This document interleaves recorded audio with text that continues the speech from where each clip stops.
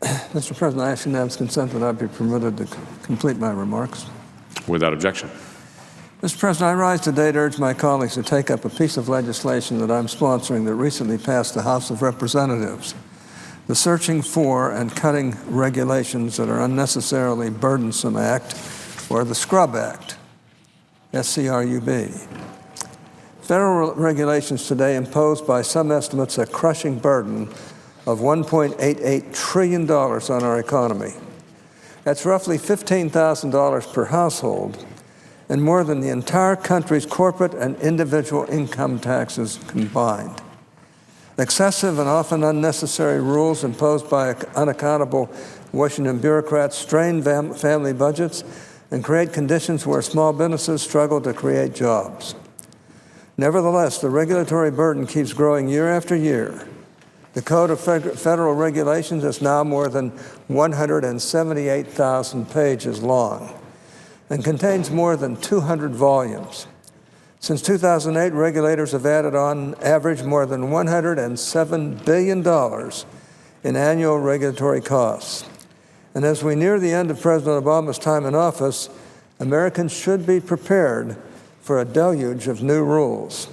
As has been widely reported, about 4,000 regulations are working their way through the federal bureaucracy, with some experts predicting their cost to exceed well over $100 billion. Every president since Jimmy Carter has affirmed the need to review our existing regulations to make sure that they are efficient and that they are no more intrusive and burdensome than is absolutely necessary. Nevertheless, administrations of both parties have failed to make meaningful reductions in the regulatory burden, with some retrospective review efforts even adding costs to the economy. Most notably, according to a study by the American Action Forum, the Obama administration's much-touted efforts to review old rules actually added more than $23 billion in costs on the economy and mandated nearly 9 million additional hours of paperwork. With family budgets stretched thin and our economy badly in need of job creation, we need to act to turn this long-standing bipartisan commitment to effective retrospective review into a reality. But to do so, we need to take the responsibility of reviewing old rules away from the bureaucrats who keep failing to make meaningful reductions to the regulatory burden. That's why I've joined my colleagues, the junior senators from Iowa and Missouri, to introduce the Scrub Act. The Scrub Act establishes a bipartisan, blue-ribbon commission to review existing federal regulations and identify those that should be repealed to reduce unnecessary regulatory burdens. It prioritizes for review regulations that are major rules, have been in effect more than 15 years, impose paperwork burdens that could be reduced substantially without significantly diminishing regulatory effectiveness, impose disproportionately high costs on small businesses, or could be strengthened in their effectiveness while reducing regulatory costs. It also sets other basic common sense criteria for recommending repeal of regulations, such as whether they have been rendered obsolete by technological or market changes, whether they have achieved their goals and can be repealed without target problems recurring, whether they are ineffective, whether they overlap, duplicate, or conflict with other federal regulations or with state and local regulations, or whether they impose costs that are not justified by benefits produced for society within the United States. Once the Commission develops a set of recommendations, our bill requires that these recommendations be presented to the House and the Senate for approval by joint resolution. If Congress votes to approve the Commission's recommendations, repeal must take place. Mr. President, I've served long enough to know that Washington's preferred solution to a tough problem is to create a commission that, once established, is rarely seen or heard from again, no matter how compelling its recommendations. Therefore, I want to lay out a few key features of how Scrub avoids the pitfalls of so many do-nothing commissions, as well as the problems encountered with other attempts to implement retrospective review. First, our bill sets a hard target for the Commission: the reduction of at least 15% in the cumulative costs of federal regulation, with a minimal reduction in the overall effectiveness of such regulation. The Obama administration's efforts at retrospective review, perhaps by mistake, perhaps by design, lacked a quantified cost reduction mandate. The result was the manipulation of the review process into a charade in which highly suspected new benefits were touted as a reason for adding costs. Our bill structures the retrospective review process in a way that prioritizes cost cutting while maintaining a responsible respect for benefits by calling for a minimal reduction in general overall effectiveness. Second, our bill does not artificially limit what costly and unjustified regulations could be repealed. Under some superficially similar but fundamentally unsound proposals for retrospective review would be arbitrarily limited by time or subject. Such limits would not only seriously hinder the prospect of meeting a meaningful cost reduction target, but also put numerous regulations off limits for review just because they have seen minor tweaks after a certain arbitrary cutoff. Third, our bill guarantees an up or down vote on the Commission's package of recommendations as a single package. This element of our bill represents the single most important feature that distinguishes it from a do-nothing commission that far too often characterizes Washington's approach to intractable problems.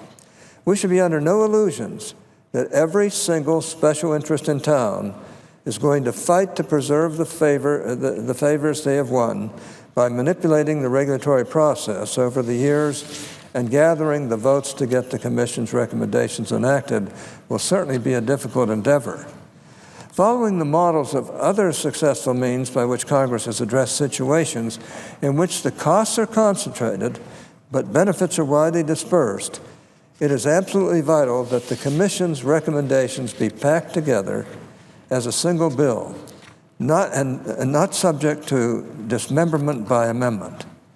Further, to put it simply, an up or down simple majority vote requires an actual viable pathway to repealing these regulations. Subjecting the package to the supermajority threshold would represent nothing but a death knell for the prospect of repealing these onerous rules. Moreover, because extended debate in the Senate exists to allow senators to modify a proposal under debate, the lack of amendment opportunities seriously undermines the rationale for subjecting it to the supermajority threshold typically required to end debate.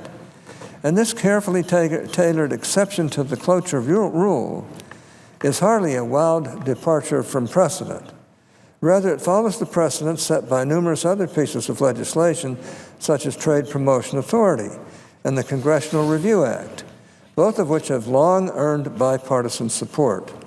Fourth, for any given regulation, the Commission is authorized to recommend either immediate repeal or repeal through what we call cut-go procedures, whereby agencies on a forward basis would have to offset the costs of new regulations by repealing Commission-identified regulations of equal or greater cost. These procedures allow immediate repeal in the most urgent cases and staggered repeals of other regulations to assure a smoother process for agencies and affected entities. Mr. President, a process like cut-go proves critical for two particular reasons. First, it provides an avenue for addressing the many regulations on the books that impose unjustifiable costs in pursuit of a legitimate goal. While some regulations on the books could undoubtedly be repealed without any meaningful negative consequences, numerous others provide important protections. But in an inefficient and costly manner.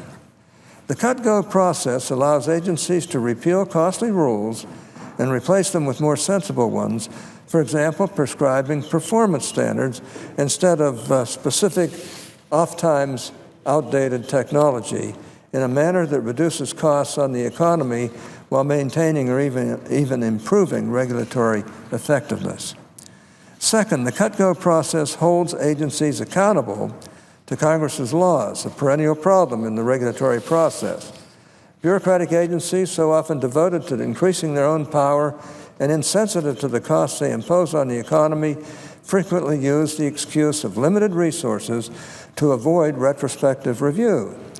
By imposing a reasonable limit on prospective rulemaking until an agency complies with congressionally enacted repeal recommendations, cut-go ensures that the agency cannot simply ignore its duty to repeal.